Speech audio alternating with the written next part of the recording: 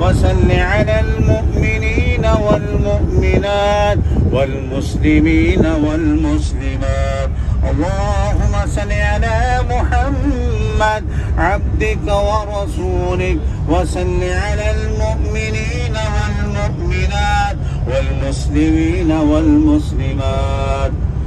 محترم میرے دوستوں، بزرگوں، بھائیوں اور میری بہنوں، اللہ تعالیٰ کا احسان ہے، فضل ہے کہ جن کے فضل اور کرم کے ساتھ اللہ نے ہمیں قبول کیا اور اس مقدس وادی کے اندر قبول کیا، حرمین شریفین کی زیارت کے لیے قبول فرمایا کہ جس نے بیت اللہ کو پہلی نظر میں دیکھ کر جو دعا مانگی اللہ تعالیٰ اس کی دعاؤں کو قبول فرماتے ہیں.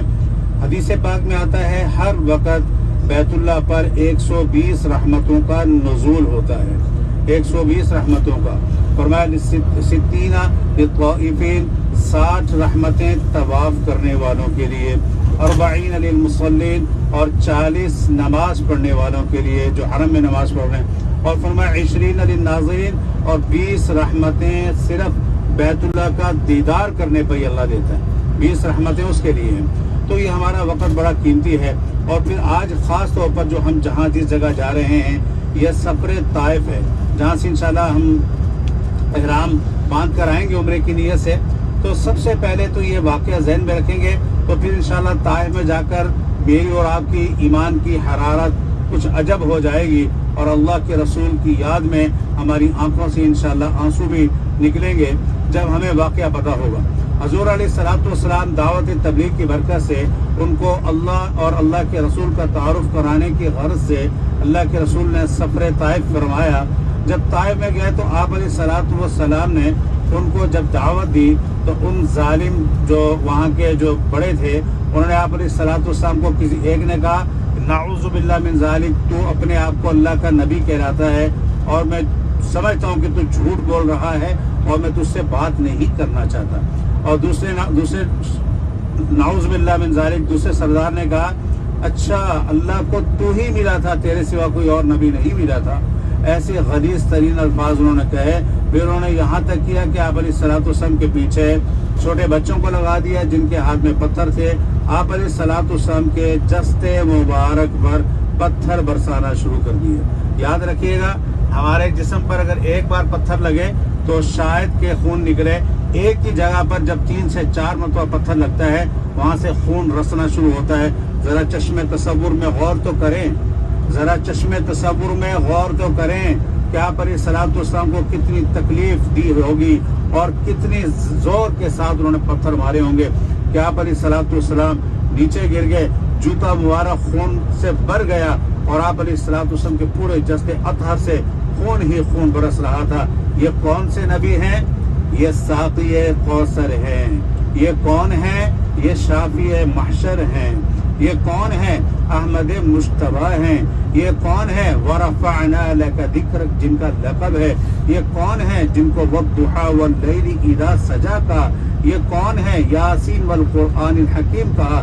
یہ کون ہیں جن کو دیکھ کر اللہ خوش ہوتا ہے. یہ کون ہیں جن کو اللہ دیکھ کر فخر کرتا ہے. یہ کون ہیں جن کے لیے زمین اور آسمان کا صحرا، اس کائنات کا صحرا سجایا گیا. یہ کون ہیں؟ وجہ کائنات ہیں جن کو پتھر مار مار کر ظالموں نے لہو لہان کر دیا. کہاں پر؟ اسی جگہ پر جہاں پر ہم تھوڑی دیر میں پہنچنے والے ہیں، طائف کے اندر پہنچنے والے ہیں.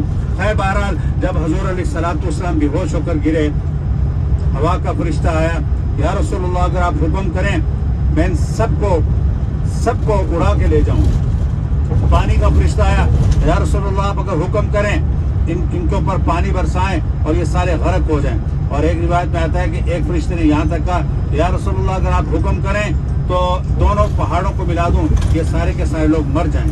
لیکن آپ علیہ السلام صبر اور تحمل کا پیکر آپ علیہ السلام نے فرمایا نہیں، میں جانتا ہوں، میں دعا اللہ کے رسول نے وہاں پر دعا فرمائی، بڑی زبردست دعا ہے. انما اشکو بثی وحزنی الی اللہ، میں اپنے ضعفی کی کمزوری کی اللہ شکایت تیری طرف کرتا ہوں.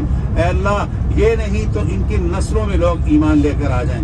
آج آپ دیکھ سکتے ہیں وہیں پر مکتبہ عبداللہ بن عباس میں انشاءاللہ آپ زیارت کریں گے، وہیں پر ایک مسجد بھی ہے اور وہاں پر وہ بھی باغ بھی ہے. جب آپ علیہ السلام بے ہوش ہو کر گرے تو برابر میں ایک منافق کا انگور کا باغ تھا. غور سے سنیے گا, توجہ کیجیے گا, منافق کے انگور کا باغ تھا, اس کو بھی رحم آ گیا.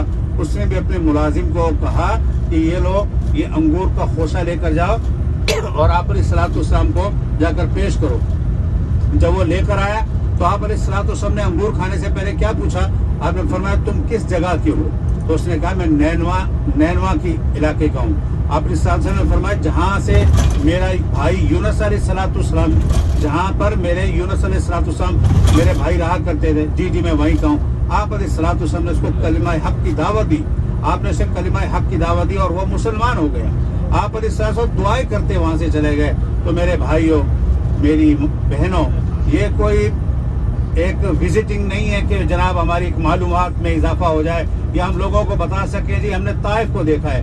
ارے یہ تو وہ مقدس وادی ہے کہ جہاں پر داخل ہونے کے بعد ہماری زبانوں پر پہلے سے ہی درود پاک جاری ہو اور ہمارے جسم کے سارے بال کھڑے ہو جائیں کہ میرے اور آپ کے پیارے نبی کو کس قدر ستایا گیا. آپ علیہ الصلوۃ والسلام نے یہاں تک ارشاد فرمایا اللہ کی راہ میں تمام انبیاء کو تکلیفیں دی گئی ہیں. فرمایا لیکن سارے نبیوں کی تکلیفوں کو ایک جگہ اکٹھا کر لیا جائے, جو مجھے راہ حق میں ستایا گیا ہے وہ سب سے زیادہ ہے, مجھے سب سے زیادہ رلایا گیا. تو یہ کتنی مقدس وادی ہے جہاں پر ہمارا جانا ہو رہا ہے. ہم درود پاک ہماری زبانوں پر جاری رہے اور پھر ایک عزم, ایک جذبہ لے کر آئیں, ایک جذبہ لے کر آئیں کہ آج نماز کی جو عادت ہے, جو درود پاک ذکر کی جو عادت ہے, جو آج مسجد کی طرف ہم دوڑ کر جا رہے ہیں, آج جو قرآن کھول رہے ہیں, نظر کی حفاظت کر رہے ہیں, یہ صرف کیا عمرے پر ہی ہے یا صرف یہ حج پر ہی ہے؟ نہیں, ہم یہ جذبہ لے کر جائیں کہ ہم جب یہاں سے جائیں تو مرتے دم تک ہمارے اندر اعمال صالحہ کی مشق ہو. ہم نے اپنے اساتذہ سے سنا کہ کون سا عمرہ کون سا حج قبول ہوتا ہے. غور سے سنیے گا, کون سا عمرہ اور کون سا حج قبول ہوتا ہے. فرمایا جو حج اور عمرے پر آنے سے پہلے جو گناہ گاری کی زندگی تھی اس زندگی سے توبہ کر لیں, یہاں سے جانے کے بعد بالکل طرز زندگی تبدیل ہو جائے. فرمایا اس کا عمرہ قبول ہے. تو اللہ تعالیٰ نے ہم پر احسان کیا ہے کہ اللہ نے ہمیں سفر مقدس کے لیے قبول کیا. اور پھر پرسوں جو ہمارے گروپ والے ہیں جیسے ان کا مسجد نبی کی طرف انشاءاللہ سفر ہے, تو اس سے متعلق انشاءاللہ کچھ باتیں ہیں, ہدایات ہیں, وہ بھی آپ کے سامنے انشاءاللہ پرسوں گاڑی میں عرض کریں گے. باقی آج کے متعلق آپ سے گزارش ہے کہ جو ساتھی اپنے مرحومین کی طرف سے یا جو زندہ ہیں ان کی طرف سے عمرہ کرنا چاہتے ہیں تو ایک مسئلہ ذہن میں رکھیے. کل میں بھی جب صفا مروہ پر تھا تو غالباً کسی ملک کے ساتھی تو آپس میں باتیں کر رہے تھے کہ ایک عمرے کے اندر سب کی نیت کر لو. تو میں نے پھر وہیں پر رک کر ان کو عرض کیا, میں نے کہا نہیں بھائی آپ کو غلط کسی نے بتایا ہے, ایسے نہیں ہوتا. عمرے میں فرد واحد کی نیت کرنی ہے. اگر والد کی کرنی ہے تو والدہ کے لیے دوسرا عمرہ آپ کو کرنا ہوگا, والدہ کے لیے کر رہے ہیں تو پھر والد کے لیے دوسرا عمرہ کرنا ہوگا. عمرے میں فرد واحد کی نیت کرنی ہے. اور جب آپ جیسے آج انشاءاللہ طائف میں جب آپ احرام باندھیں گے, مستورات نے اپنے احرام کر کے اور پھر انہوں نے اپنی نیت کرنی ہے, تلبیہ پڑھ لیا نفل پڑھنے کے بعد, وہاں پر آپ نے اللہ کے سامنے عرض کرنا ہے اے اللہ میں فلاں کی نیت سے عمرہ کر رہی ہوں یا فلاں کی طرف سے عمرہ کر رہا ہوں, اے اللہ اسے میرے لیے آسان کر, قبول کر. ہے بہرحال جب آپ وہاں سے نکلتے ہیں, نیت آپ نے کر لی اور آپ تلبیہ پڑھتے آ رہے ہیں, احرام کی پابندیاں ہم پر لازم ہو جاتی ہیں. احرام کی پابندیاں کیا ہے کہ خوشبو نہیں لگانی,